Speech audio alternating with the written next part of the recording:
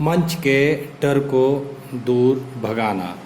सलामती पर आपको अपने भरोसे के अनुसार मिले। Reference the power of your subconscious mind by doctor Joseph Murphy. Janet, कैसे जाऊं मंच पर भीड़ के सामने गीत गाने के लिए। कैसे जाऊं मंच पर भीड़ के सामने गीत गाने के लिए। मंच से पुकार सुनते ही डर हावी हो जाता है सताने के लिए। जेनेट, कैसे जाऊं मंच पर भीड़ के सामने गीत गाने के लिए। चैप्टर 19। पहले के एक चैप्टर में डॉक्टर मर्फी ने जेनेट आर का एग्जाम्पल दिया था।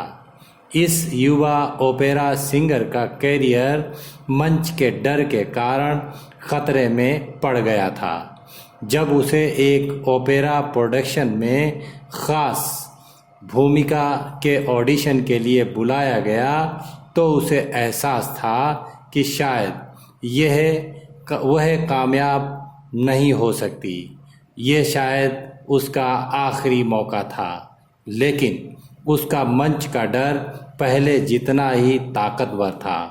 वह जानती थी अगर वह इससे नहीं उबर पाई तो एक बार फिर नाकाम फेल हो जाएगी। डॉक्टर मर्फी कहता है, अपने मन से, अपने डर से उबरने के लिए उसने यह तरीका आजमाया। एक कमरे में तन्हा बैठकर उसने अपने शरीर और मन को आराम से करने की कोशिश की। उसके सबकॉन्शियस माइंड पर जो डर हावी था उसके सुझाव का उसने मुकाबला करने के लिए उसने धीरे धीरे सुकून से और फीलिंग से ये शब्द दोहराए। मैं बहुत बढ़िया गाती हूँ। मैं बैलेंस्ड हूँ। मैं अपने पर यकीन करने वाली हूँ। मैं शांत हूँ। उसने हर बार ये शब्द 5-10 बार दोहराए। एक सप्ताह के लास्ट तक वह बैलेंस्ड और अपने पर यकीन से भरी हुई महसूस करने लगी। वक्त आने पर उसने बहुत बढ़िया ऑडिशन दिया। डॉक्टर मर्फी कहता है, अगर यह तकनीक आजमाएं और इस काम को पूरी ईमानदारी और यकीन से करें तो डर भाग जाएगा। डर की मौत तय है। जेनेट, कैसे जाऊं मंच पर भीड़ के सामने गीत गाने के लिए।